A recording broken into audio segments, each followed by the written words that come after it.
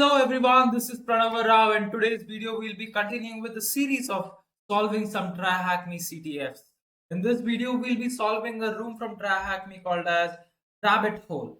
It's a pretty hard challenge. It says it takes about nearly 120 minutes. So without any further ado, let's dive in. Okay, coming to the challenge. Let's click on Start Machine. Okay. So it's going to show us the IP address in a minute. And just to give you all a pretext of this, I have already solved this particular challenge. So in case you feel that I'm going a little fast or you are getting confused somewhere down the line, you can always comment down below the section where you have not understood, and I'm going to be down the comment. Or you can even join to my Discord server where I'm trying to build up a huge community of people, all the cybersecurity professionals and people who are really interested in cybersecurity and hacking and hack the box, TryHackMe, CTFs, or anything just in cybersecurity in general. If you're interested, you can join to my Discord server too. The link is down in the description. And also for this particular room, I have created a walkthrough which is already up there in my website. You can go there and also follow along just in case you want to copy paste the commands or anything.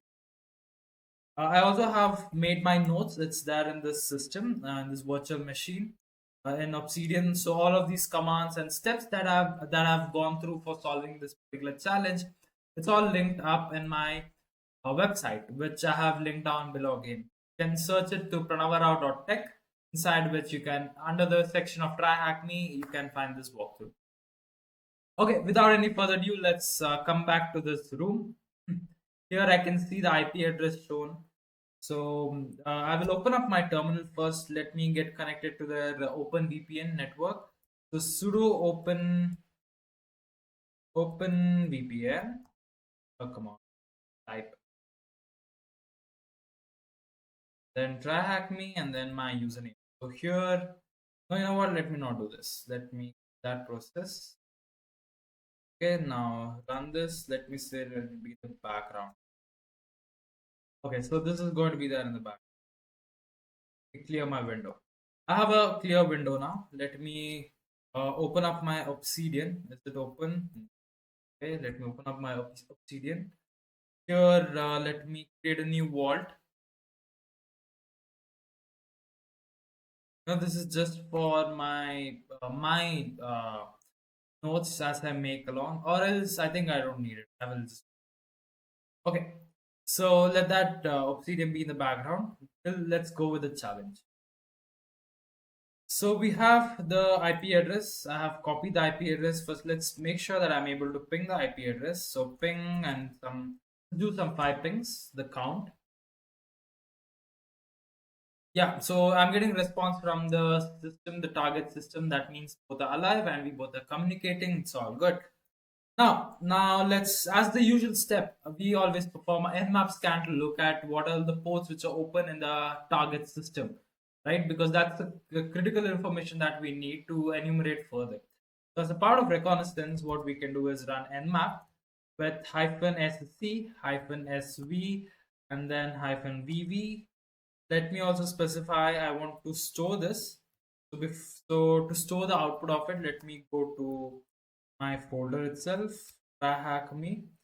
Let me create a folder called YouTube, cd YouTube, and I'll make another directory called Rabbit Hole.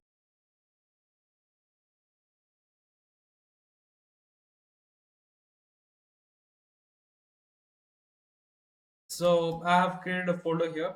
Now the commands what I was telling, which is nmap -l. So sv, sc, and vp commands is what I told. So let me just type it in, then I can showcase in the command. Sudo nmap -sv -s verbose and then -a rabbit hole dot nmap. Then let me paste the IP address. So the -sv switch, I hope the terminal is visible. The -sv switch is going to be checking for the version numbers of the ports which it finds during the scan process. So it's going to try to identify the versions of the uh, ports or the services which are available, and -sc is going to use the default script for analyzing the if there's any vulnerability, or it's going to be checking for the service, the way how the service behaves, right? So it's going to use all those default, right? And -vv is the verbose, which is going to give me the real-time information of what the tool is doing, what it has found out, and all those things. That I guess I can see it somewhere here. I mean, it's somewhere here. I don't find that alone. Okay, so if I press enter, that should start scanning for the services which is there in my target system. We'll give it a minute for it to load up and show us the result of it. But still down here, you can see that it has discovered port 22 and port 80 to be present in the system. And we also get the output of it.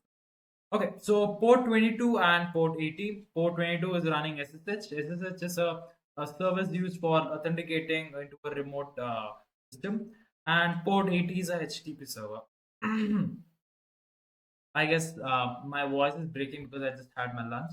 Okay, so port 80 is useful for web applications. So if you're running a website and all those things, it's going to be on port 80 or HTTP service. And because of the default scan script, it has found out some of the header options, and has even gone and looked forward for the PHP session ID. So for some sessions to be stored there, maybe we have an authentication process or authentication or something where it requires the keys to be set. So that's what this. Okay, now the next step, because we have a HTTP server, I want to access this server using a domain name instead of the IP address. What I will do is I will edit my etc host file. Okay, as you can see, I already have the IP address of the target system which I used for my previous, or while preparing for this video, which I had used.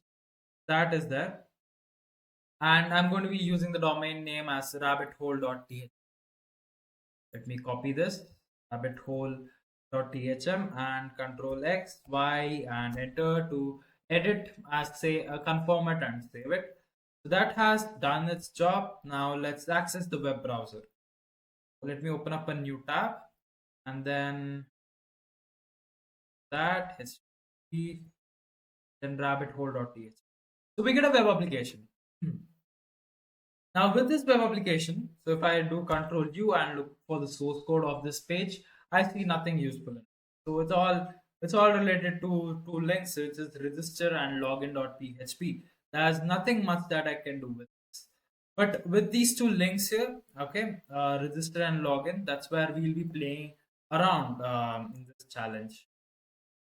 So it says recruitment campaign, register here and login. There are anti-brute forcing measure in place. Login functionality is actively monitored. Okay, that's good. So they say that they're monitoring the way how we are logging in. Let's create a user, okay, just for us to analyze and go through and look into the files and all things. So username as hacker and password also.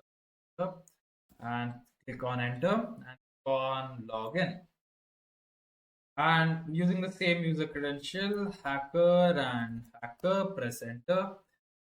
That should take a minute or few seconds to load up, and here we see with the login interface, it says last login, then it says user 1 admin last login. It's going to give a log of the admin user which is there. And also here it says hacker last login. So it's going to have a list of showcasing the list of login times that we did and the users who logged into this. I don't know why is it itching here. Okay, so Control U again. It shows no other information other than this. We have an option to log out. Other than that, it's just a static page here. Now, it's from our Nmap scan, we got to know that it has some PHP session IDs. So if I come here and look at the session ID, I get the session ID to be. Now, for some reason, if you look at the session ID here, we can compare it.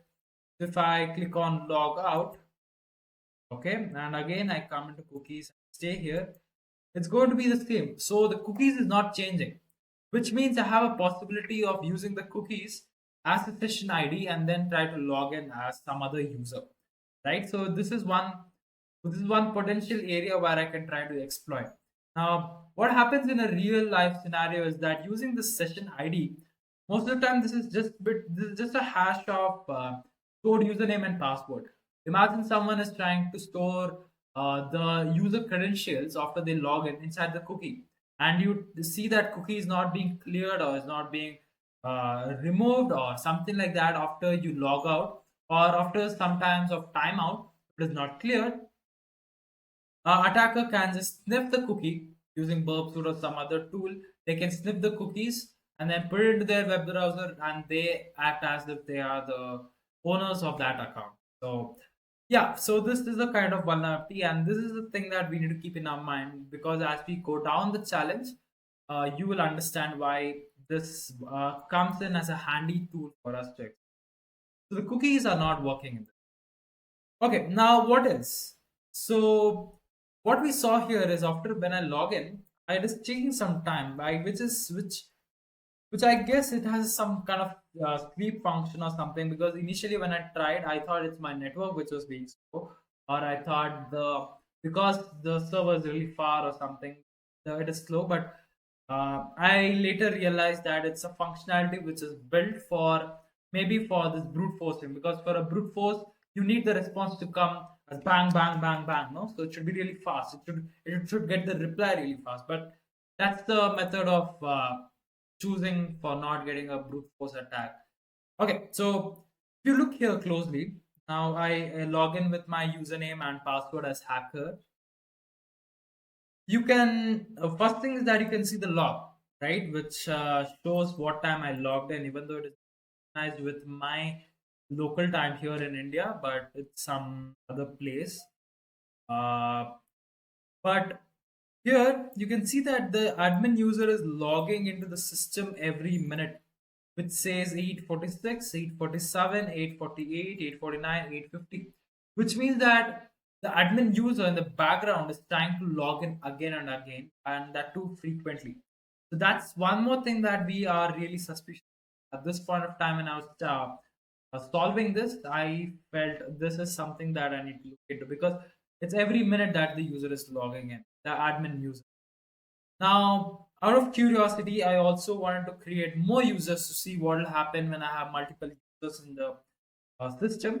So what I did was I said hacker1, and then I gave the password as hacker, which I'm going to be continuing for the walkthrough.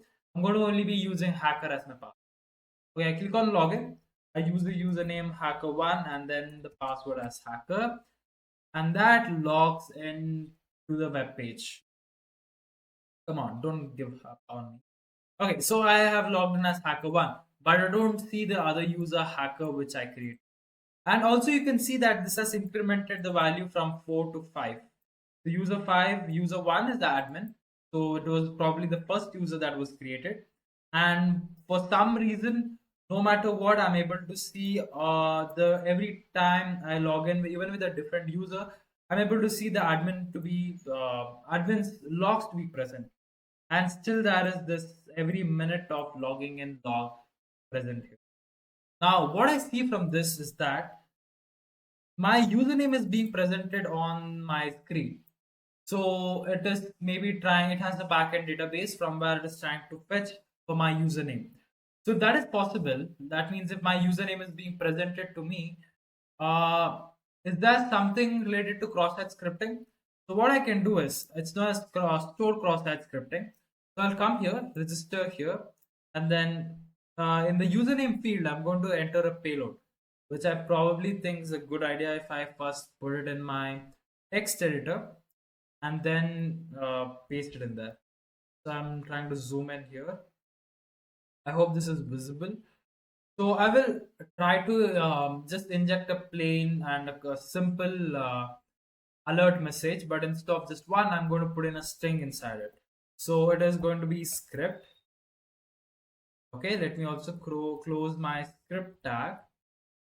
And then inside here, I will say alert. I'll say hacker was. So I copy that. Okay. Now I paste that as my username. I'm going to be storing that as my username. that is here, and then I will set a password to it called as hacker. Now, most probably, it would be a better idea if I do it through Burp Suite, so that I can look at what is really happening in the backend. So I open this page again. Let me go to my settings. Inside the settings, manual proxy configuration. I have already configured my proxy in the backend for my Burp Suite. So I just have to run Burp Suite. I'm using a community edition in this particular virtual machine. So I think that should probably work, not to worry about it. For most of the challenges, the community versions and the free tools that is available is going to do talk to you. Until unless you are in a real professional environment for auditing or penetration testing, there, I mean, even the free tools do work, but sometimes the clients require you to have the paid versions of. Okay, so this particular request, what is there? I have turned on my intersect, so I'm going to click on submit query, which is going to be captured from my intersect proxy. And I'm going to send it to my repeater by pressing Control R. So it is present in my repeater. I can see it here. I will just turn off my intercept. Now in my repeater, you can see that I have passed this request of registering a new user in it. So in the username field, it's just URL encoded, nothing to be worried of. It's just these special characters are going to be encoded into the format so that the web browser understands it. Now I can see my cookies to be present here. This is the same and it has not been changed ever since that. And it's the post method. I'll come back to why I want this in a minute. But now if I go to login page, and then if I try to log in with the same username which I gave, which is the script, the reason why you will have to give the same username is that because it is only going to be fetching from the username field. So what username matches here is going to be displayed in the page. That's what we saw while we entered with hacker and hacker1. So the same username, and then I go with the password as hacker. Press enter. So if there's a cross-site scripting vulnerability in this particular web application, it's going to be showing up me with a alert message. But for some unfortunate reason, it has not. I don't know why. Alert hacker was here. Look good. Okay. Hope that was the error, right? No? Yeah? Yeah. SCRIPT. Spelling errors do happen. Okay, so I'll log out. I will try to register a new user with the same query and then with the password, but this time with the correction of the spelling script. And now I'll click on submit query. And now I log in. Just put that command in the username field and then my password as hacker. So now if you see, if it goes well, there is no errors as what I had, you will receive a pop-up coming up, an alert message coming saying that hacker was here. So it's a huge confirmation for a cross-site scripting to be available on a target system. So I click on OK because I just want to know that. And in here you get another message. So if I zoom in and read this out, syntax error or access violation 1064, you have an error in your SQL syntax. Check the manual that corresponds to your MariaDB server. Version for the right syntax to use near hacker was here. Order by login time and all those things, whatever. But we get an understanding that it is fetching through an SQL query from the backend. And the backend server is MariaDB.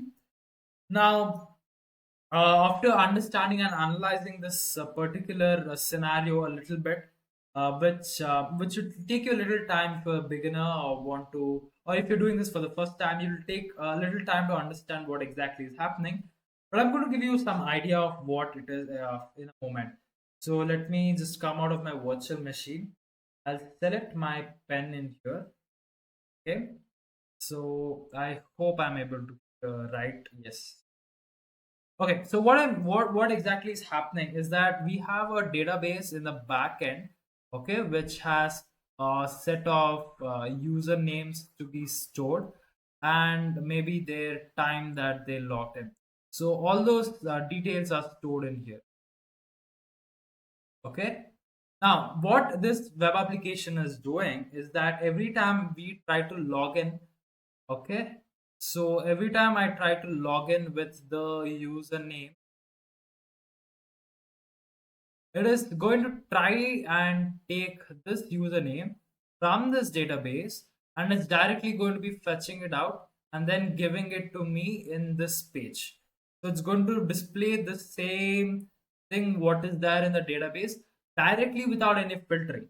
So if there was any filtering or some kind of removing of those special characters and all those things already stored in it, we could have seen that we would have not got such errors saying that there was an SQL syntax error.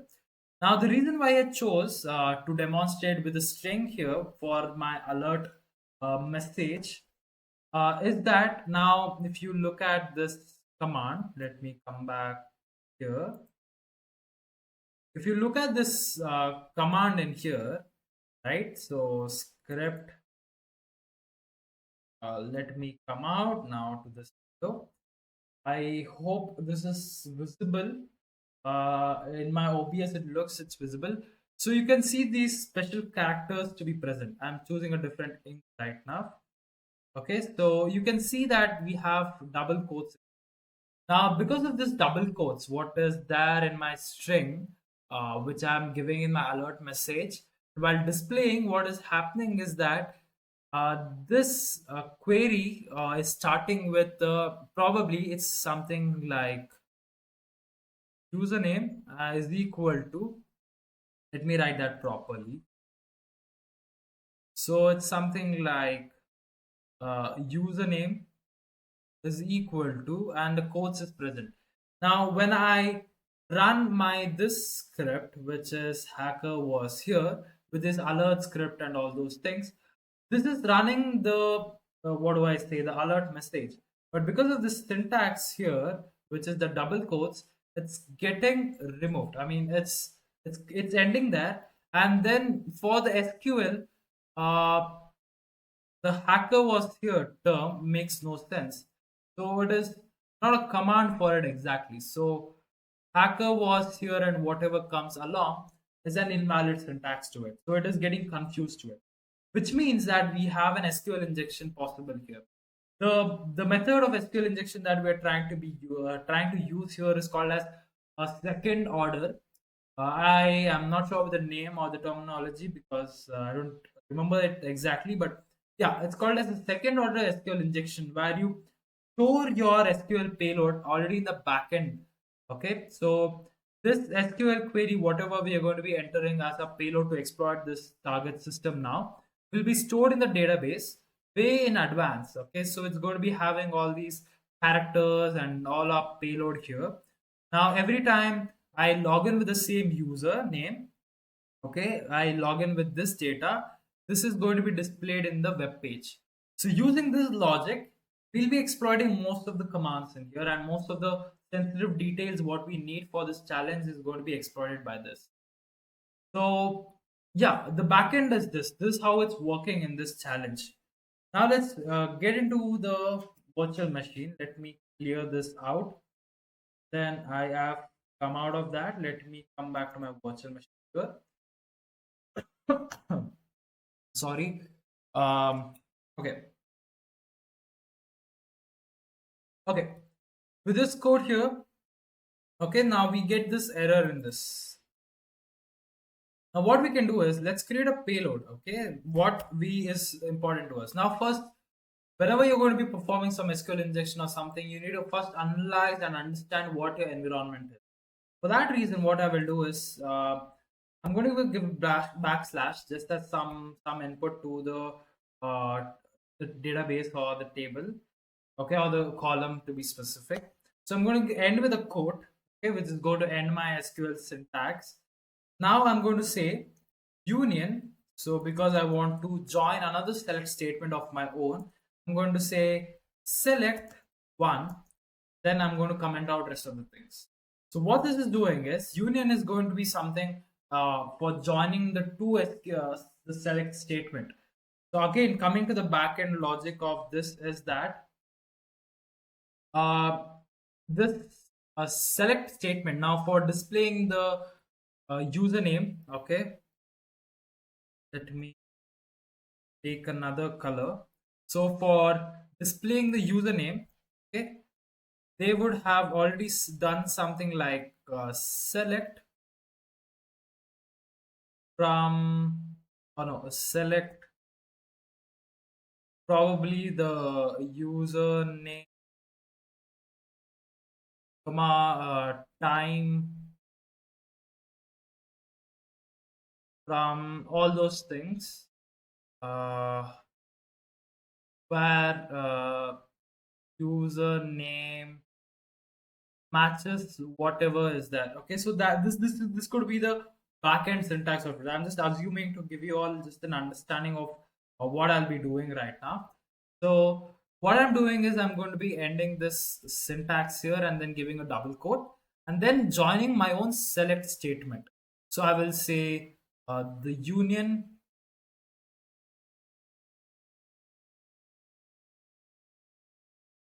uh, union, and then I'll be continuing from here. Okay, so I'll be saying select one, and then I'll be commenting out rest of it. So the thing with union is that when I'm joining two select statements like this, I should make sure that this select statement and this select statement is capturing the same amount of columns at the same thing. So it's retrieving the same columns at the same count of columns to be specific. It's going to be selecting the same count. So I want to know if that is what is the count, how many columns are being fetched, how much of data is being fetched from the backend, right? So I want to know that information. So to do that, what I'll be doing is running this script to analyze how many columns are there. Let's log out. Then let's register with a new username as this payload itself. Then let me give my password as hacker. Then submit query. Login, same username, password as hacker, and then submit query.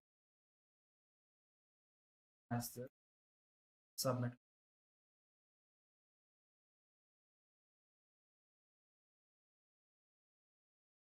So now I get an error which says candidate violation 1, 2, 1, 2, 2, 2. Select statements have different number of columns.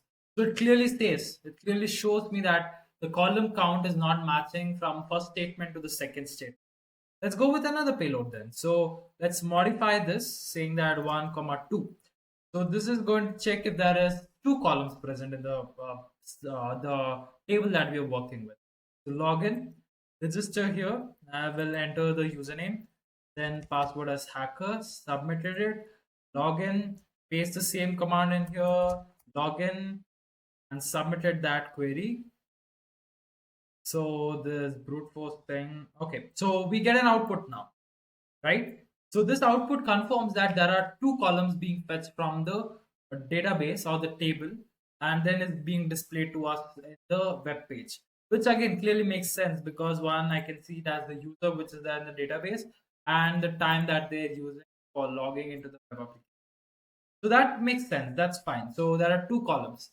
Now the reason why I wanted to know the number of columns is that now, when I further tried to join two select statements for retrieving other information related to the database, I should have an idea and I should not get any other errors. Like these things are going to be error if you don't make sure you know the right amount of columns being fetched and all that. Okay, so we now are sure with the columns that are being fetched and our SQL injection is working. So we have two vulnerabilities here. One is the cross-site scripting and the SQL injection.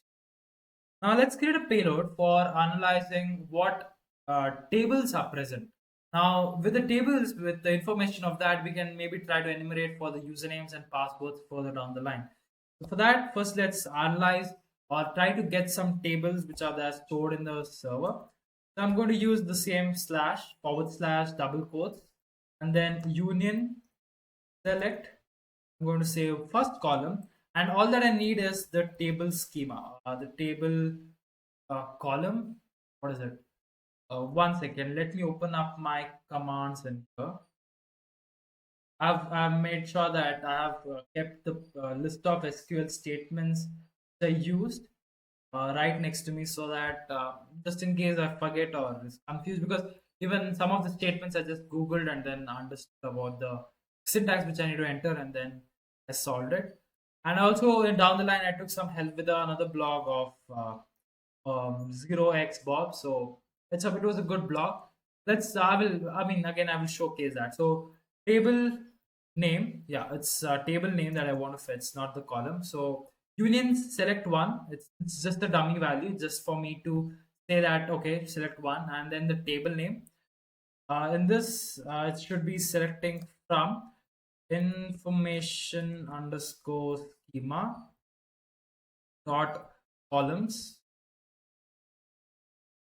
Okay, where let me say table underscore schema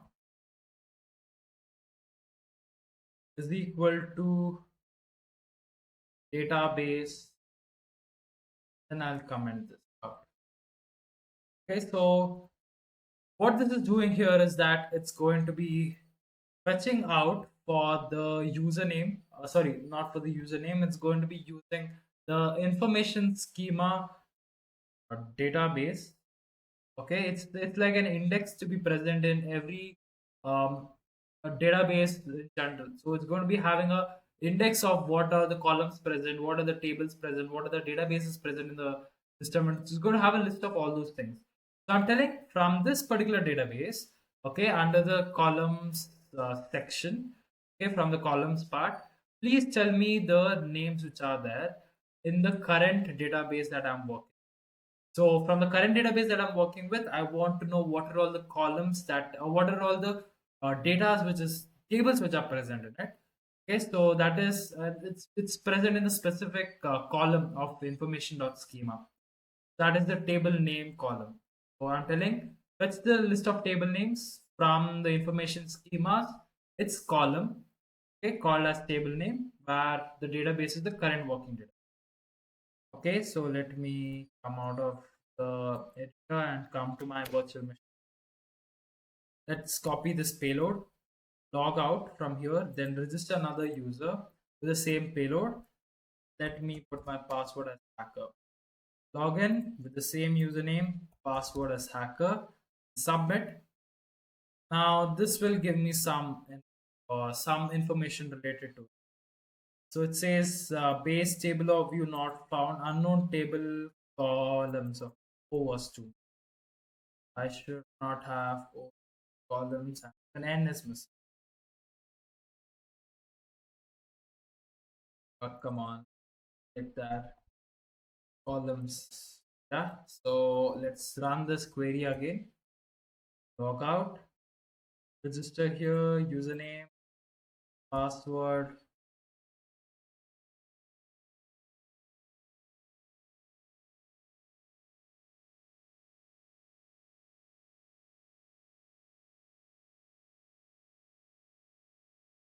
Now, this is displayed as the number of tables which is present in the current database that we are working with. So, using the information schema dot columns, it has given us two tables here. So, one is the logins, which I'm assuming is what we are using right now because it says last logins, and that could be having the username and then the time which is there. So probably they are using uh, the username field from the users table as the primary key for the logins. Okay, so the foreign keys, uh, whatever. I'm just assuming the thing because I'm not sure of it, but yeah, that could be some connections. But the one which we are more curious is the users table. So let's try to enumerate the users table, then identify what are all the columns which is present in the users table, because that's one important thing. After that, we can see if there is any useful contents present inside the columns or inside the table or not. Right. So let's make another payload, one similar to this itself. So I'm going to say union Put on my caps. So union select one, then a substring. Okay, yeah. So substring. I'm going to say why I need a substring here. Okay, let me open and close this. Also set the commands, because when you increase the number of brackets being opened, and because this is a normal text pad, I don't want to mess up with the brackets being open itself or not being closed. So substring, and then let me pass another select statement, which is select uh, group underscore concat. Then I'll say column underscore name. Okay, from information schema, information schema dot columns,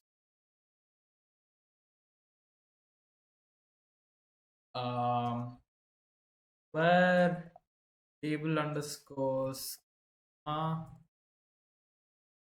is equal to database, and table name equal to this. Right, I hope this will work. And then I'll say 1 to 16.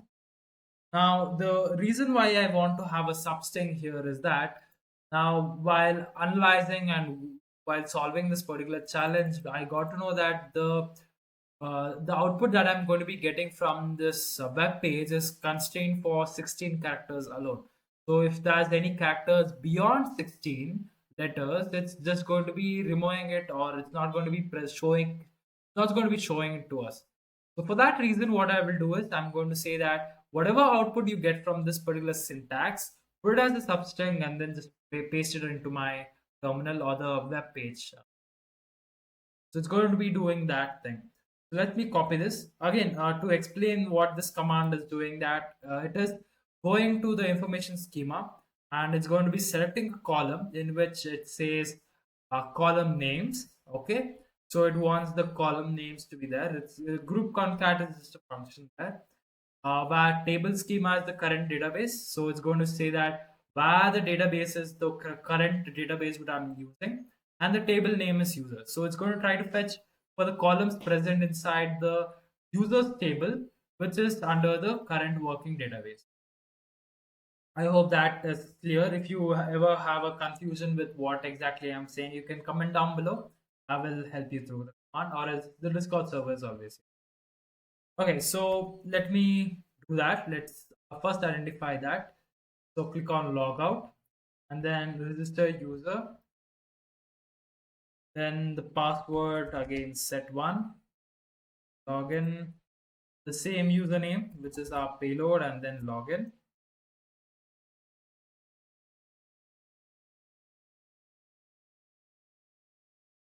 Here we can see the output of it. So if you sum the amount of characters which is present, I can just see to be exactly 16, because that's what we have limited.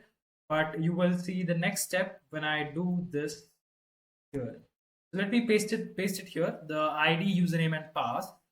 Now, just to clarify that I have not left out any other column names, I'm going to be starting from the 17th character instead of from the first characters of the substring. So the 17th one, from there, I'll be trying to print out the contents of it. Copy the payload, log out, register here, paste that in, and then my password, login, paste the command, and then again password.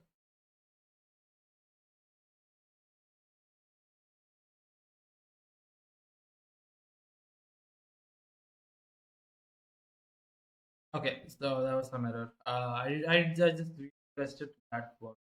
Okay, so now we get the word and group. So that now we have the complete list of columns that is present. Now, if you sum the number of characters that you're seeing here, it does not match to 16, which clearly shows that, yeah, that was the exact reason why I chose to give a substring as my statement or a function to display the output from the columns that we have. So ID, we have the columns in the table as ID, username, password, and group, which I'm assuming the username and password is going to be containing the usernames and passwords of all the users who are present in the database. So that's one thing that we will first enumerate right now. We want to know how many users are there. Are we able to log in with a username or something like that, right? For that, what we can do is we can write another payload, which is going to be union uh, select one comma username from, is it? It's a simple command, a short command. So this payload is going to be listing out all the users which is present inside the users table. So now set a password to it, login.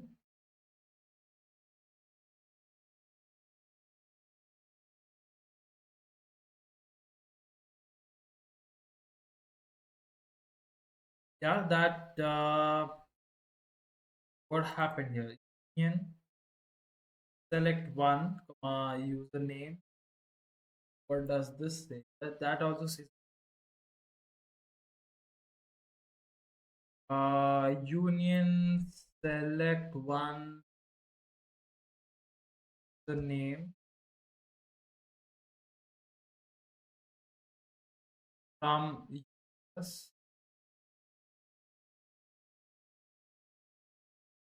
Is it because of the quotes? I'm not. Union select one comma username.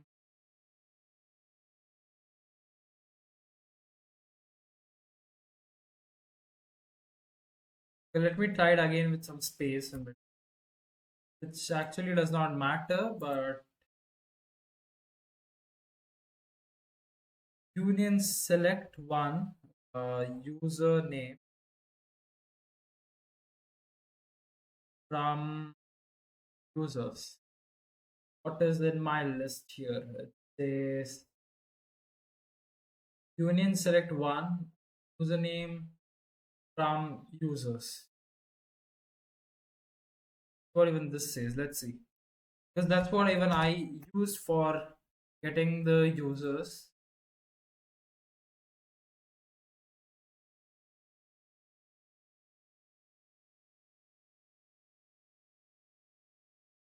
Just says username. Why?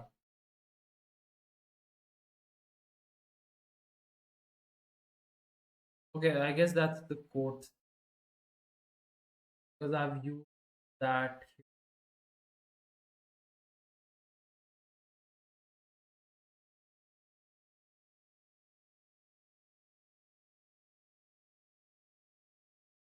Hopefully this works. Wait, yeah, that's proper.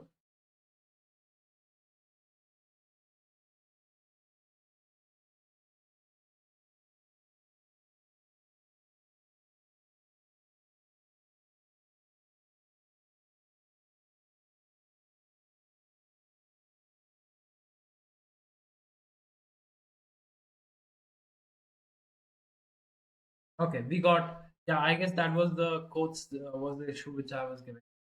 I don't know why did I enter, but yeah. So we have a list of users of admin, O, bar, hacker, and hacker1, and others are not being displayed. That's good. So we have these users present. Now, the one which I'm most curious is the admin user, because admin user, no matter what, I'm able to see them in the page every time. And I also see a suspicious thing of every time the admin logging into the web application. That's a curious target for me. Now for fo and bar, they are just another users, which I guess hope. Uh, so what I will do is now let's now what we can also do this. So union select. Let me also put as group, okay, because we already know that group is also present. So let me get the information of which users from which group. Okay, Before I do that, let me copy down this output what I got to my notepad here. Yeah, now let's enter this command.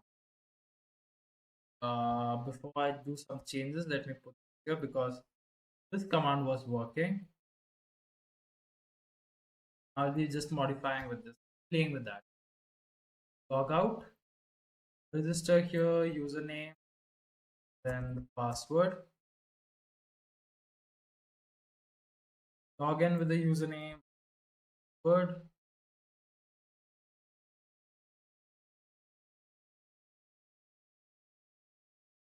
So that gave us an error, okay, which I presumably think because this does not know how to put two columns side by side, and there could not be much number of groups because if that's because when I'm going to be printing out these statements, no, if there's a mismatch of the count of one column coming up and another column coming up, so that we might get this error.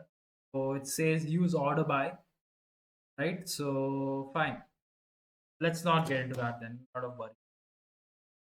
I can use order by to just combine both of them as what is what, which okay, which I'm not interested right now. But we have list of users, which is admin, fo, bar, hacker, and hacker one. Hacker and hacker one is what we created. The admin is what we really want to look into. But the other two ones are fo and bar. Now what we can do is that let's try to get some passwords. Now that we have the username, it's important that we have some passwords of that user, right? So what we can do is to use another substring because again the password what is stored in the database is not in the format of a clear text and it should never be stored in the database in the format of a clear text password. It should always be hashed with some of the other algorithms and then be saved in the database. So we will be using another substring, assuming that, yeah, assuming that, but I already know that it's stored in the MD5 format. So a slash and then a union. It's forward slash, I guess. Backward is forward. So union select one comma. I'll be using another substring. Okay. So let me also already add the comment that I don't. And now I will use this, which is select group concat is my password, which is the column password. Okay. Uh, from users, which is my table, the users table which I'm using, where username is equal to admin. So then specify up to 16 characters. So it's going to be substringing the password what is being presented from the output to 16 characters in the beginning, and then it's going to display to. Let me copy this, register here, paste the command, then password.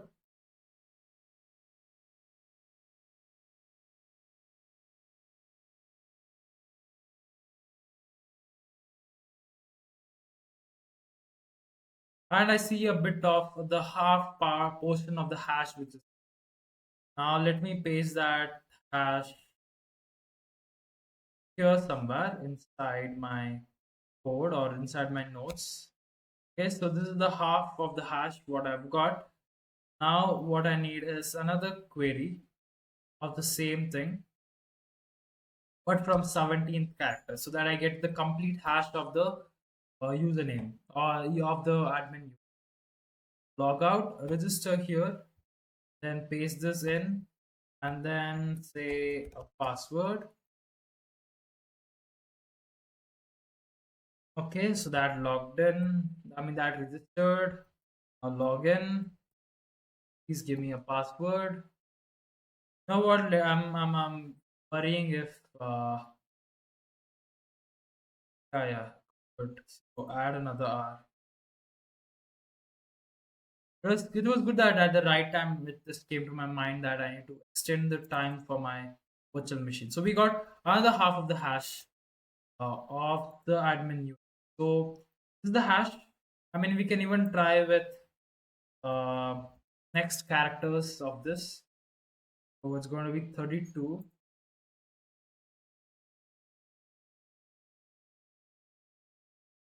I'll say 32. Then I'll specify a password. Login 32 or 33. Should have been 33. Okay, but anyway, not an issue. If it's there, it's going to give us. If not, it's not going to give us. So yeah, it gave us F, which I think it's already there because I should have specified from 33 instead of 32. So we already have the hash of it. Now what we can do is we can run this hash through hash cat to get some details of it. So hash cat, I will select. Let me open up help. MD5 is 0. Okay, so we'll be using two options basically. So which is hash cat hyphen M0 hyphen A0, which is going to be the default. Then let me specify the hash and then my column where I want it to use a word list. So use fuzzing list rocky.txt. Okay, so while that is trying to find the hash, the hyphen M0 and hyphen A0 are nothing but the mode which you need to be selecting for decrypting or trying to hash with. You cannot decrypt in hash. You just need to compare the hashes. So with the options here with hyphen M, it's going to select the hash type and hyphen A is the attack mode. And that 0 belongs to here, the MD5 hash algorithm. And then again, A of attack mode is somewhere here, which is state. Okay, so it's this thing. What happened? Let's clear this and do this. That's terrible.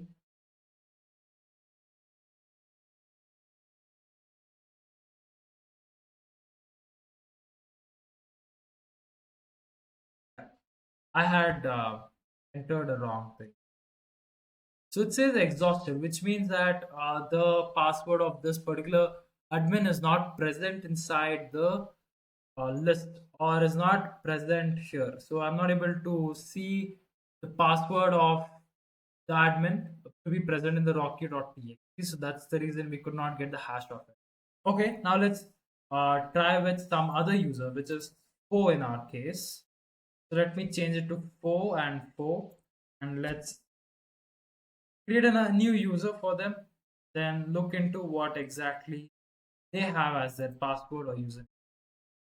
So hacker, login, paste that in here and say hacker.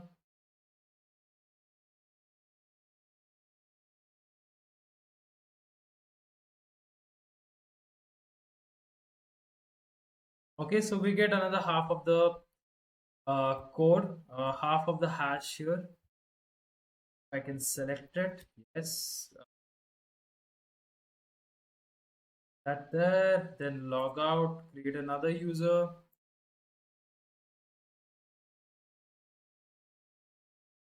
Register here, username, and then password. Login.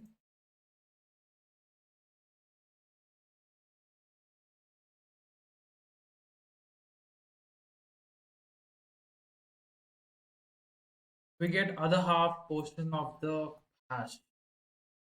Okay, now let's try cracking this hash.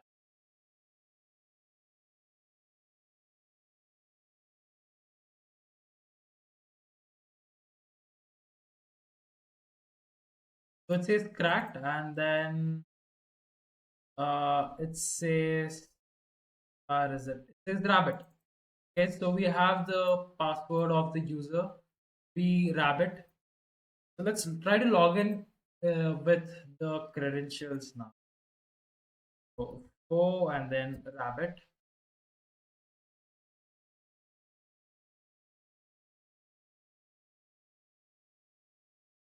and nothing. So at this point, I was surprised and did not know what to do, where to go, and all those things. I also tried one more thing. What I did was to see what will happen once I'm an admin. So now, what I exactly did was to run this command. Okay, but in case instead of usernames, what I did is I changed it to group. So I want to see the group which is present. The number of groups. What are the groups that are present in the application of the data?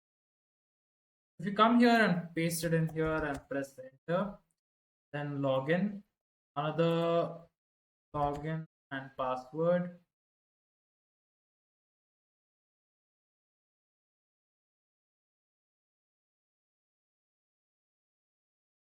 set groups, ROUP from you. What's wrong?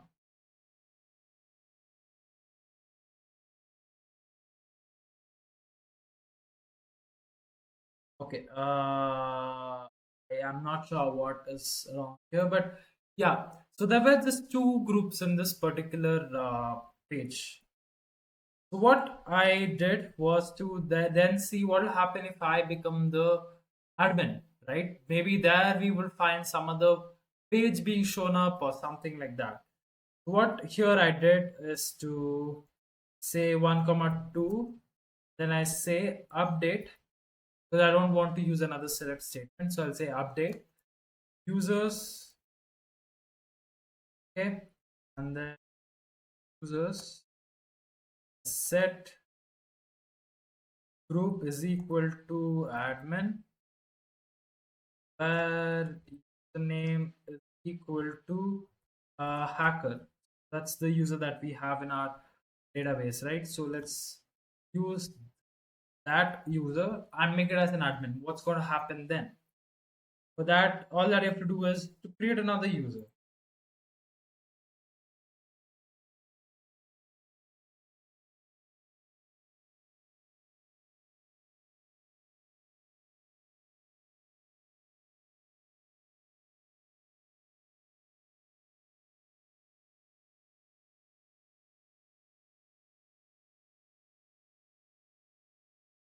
Okay, so that did.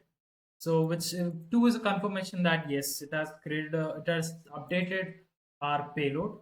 Now if I log in with the same username and password, so I still don't see anything further coming up. Let the page load, you'll be able to see that there is no change. So this web application part of exploiting this just ensure literally. So now at this point, I was a little worried, was getting a little fatigue of trying to understand what this is. So I went to the blog of, I go to write-ups here, rabbit hole write-ups from OX Bob. Okay, so here all this is fine. If you go down somewhere, there they explain about the he or I don't know who's the owner of this, if it's he or her. So uh, all the credits, uh, all the appreciations, all those things goes to them. I'm just showcasing what steps that they used for solving this particular challenge from point in here, which I too used for my understanding of this challenge. Okay, so some of the things which I'll be showcasing further is going to be from their website itself as their codes what I used. Uh, yeah, so what they did was to analyze further about the information schema database, and they found out that there is a section called as info which is going to show the current processes that are running in the backend. Now you remember that we had you can see here that the admin user is concurrently logging into the system every minute, so we can see that log coming up. So it is not that someone manually is trying to do it. There's an automated script or some procedure which is running in the background. Now, to understand and do some reconnaissance over what scripts are running, how are they running, at what columns and those things are running. They did all those things which you can read from their blogs here. You can understand the thought process and the procedure that they went through in understanding this process in the back end. So they have explained it pretty good there, which I would recommend if you're interested. I had some time to look into the code and then understand it, but it's a deep thing and it's something which I just learned it from this blog. So I don't want to be another voice in the crowd saying that I know stuff, but yeah, you can go here and understand. Again, ChatGPT and other sources of online will be a great helpful resource for you to understand this part of the exploit what they're doing. But I will just showcase how I found the flag later on with the scripts which is given here, right? So these scripts, I used this script. I used all their next from further down the steps. I used some of their scripts to finish this challenge.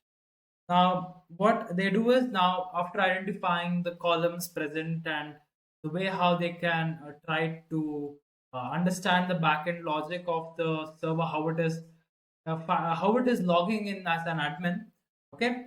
Now, what they do is they try to replicate those payloads. They're going to be sending out the payloads, which is going to be downloading. Now, the process of me manually entering these commands and then registering it and then logging in, right? So the same process is just automated here. They have used curl to do it. Okay. Let me go back to directories into my other directory which I used. So here you can see some of the other outputs.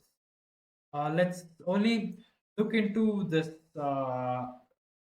reg.sh. Okay, so that's the file.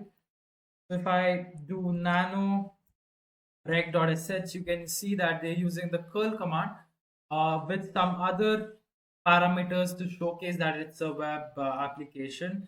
They are going to be entering all those information, like you can see it here. No, the union select substring into from information schema and all those things. So they're going to be entering a list of payloads here. It's a huge list of payloads. Okay, and the number of users which is required to get all of these information. So they're going to be using that. Let's run the command. Now, if you are running the script for the first time after you just edit it or paste it in there, you should run the command chmod plus x and then the file name, which is going to make it an executable file for running the file. So I'll press it as enter. So that's going to give it the privilege to run as a executable file. Now all that you have to do is to do reg.sh, then press on enter. That is going to the database, the backend of it, and then it's going to create a list of list of users with those payloads as usernames. Once that is done, okay, what they do is they log in using the same usernames. Now, while logging in, they also get in some of the information what is required. It's going to be stored in that location or whatever, something. I can even show you that. So nano login.sh.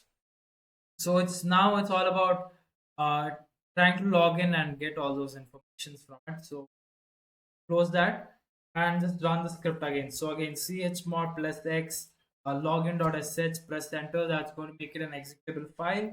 Then all that you have to do is to say login.sh. So this is going to log in into the user. You using the usernames, and then it's going to get all these data. Okay, so yeah, let it do its work. I'll give it few seconds to do it.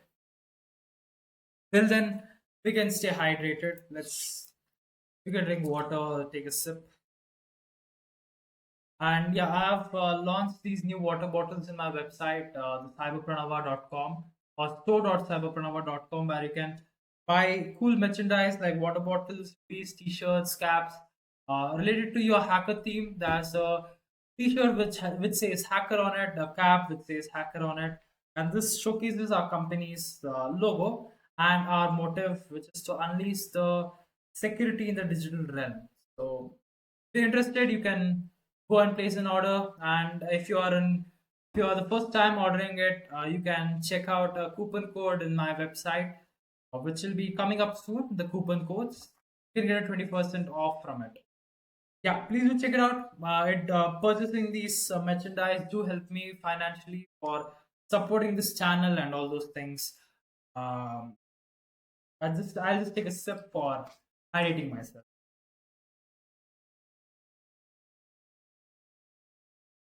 Okay. Yeah, I just also want to mention that this has a golden color rim in it, which makes it look really good. Again, I'll stop showing off. Okay, now we have logged in. Now all that we have to do is to wait for the right moment to capture the username and the password, which is going to be passing from the server. What this is doing is it's going to something like the cache of the code which is running in the backend, and then it's going to take that cache and going to give it to us. It's going to showcase what the queries are being running in the background. If you read through the blog, you will understand the things that I'm saying. But what it is doing is going to go to the server. Now you can see every minute it being logged in, right? So it's going to look at the current queries which are running in the backend, and it's going to fetch us and give those. So that is also here. I can show it to you from nano get.sh. So it's just using another curl function to display all these things. Again, the all the credits for this script and the knowledge which is shared from that blog post, it all goes to them. Thank you, super thank you. I'm saying it right on camera here. Okay, so let's make this file an executable file.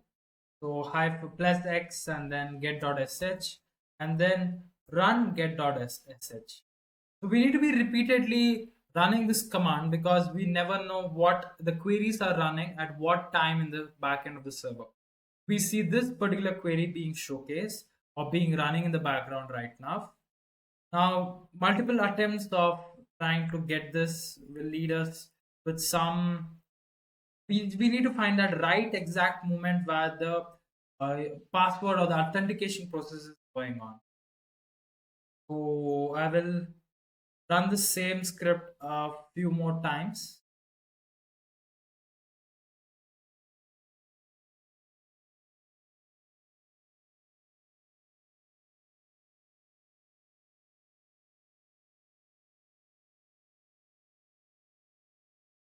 So you can see these things are changing here. And we also see something related to password here. But it does not specify it's an admin user.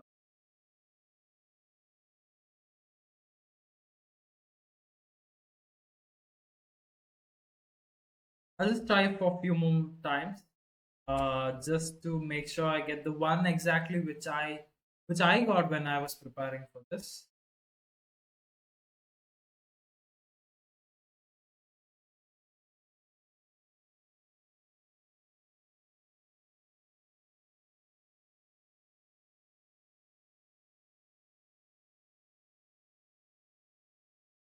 Okay, this is the last try. If not, let's go with what we found here. Okay, so did that output just vanish? I am out of my luck then. I have to run it anyway. Is it really vanished? It's like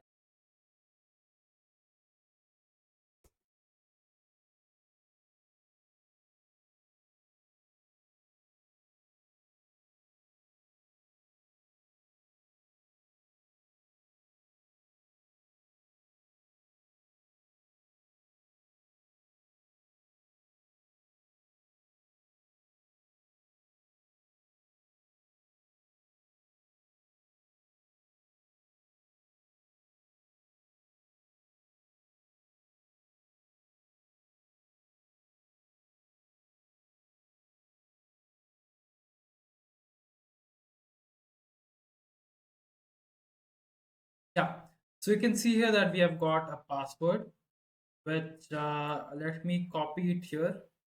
I've got a password now. Now what we can do is try to log in with SSH. SSH is also going to be taking up the password and then we can for logging in.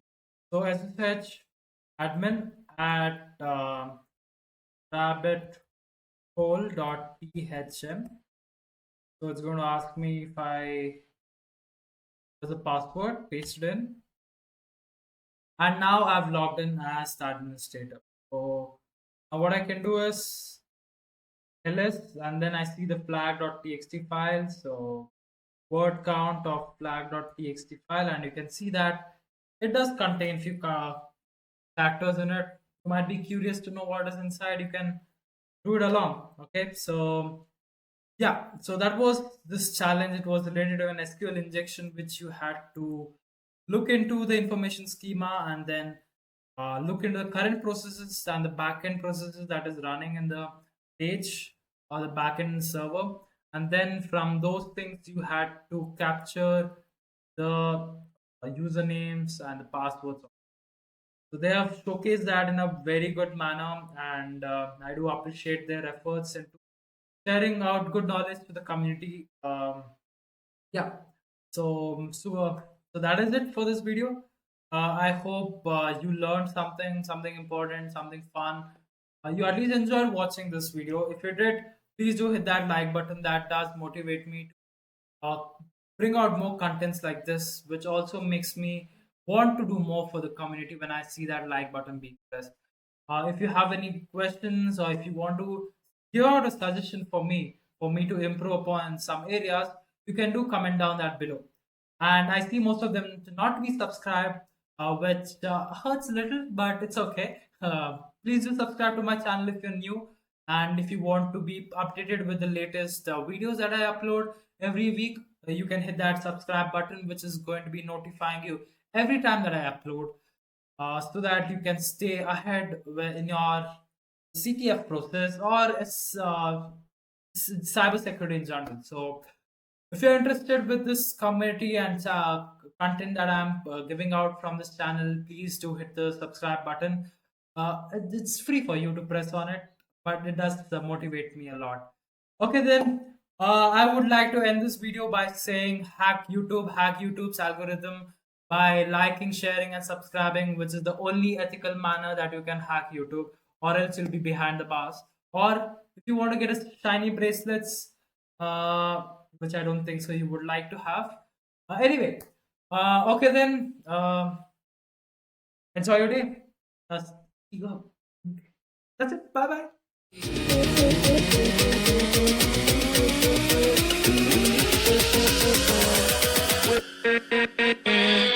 With